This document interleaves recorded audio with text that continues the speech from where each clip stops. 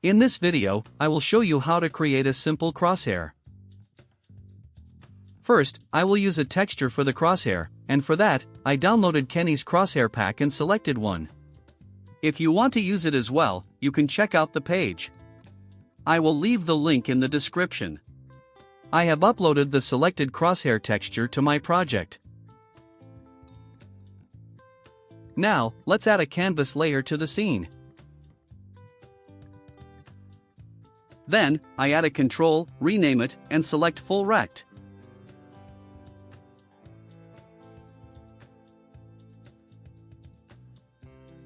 I add a texture rect to the control, change its name, and drag and drop the crosshair PNG I uploaded into the texture section.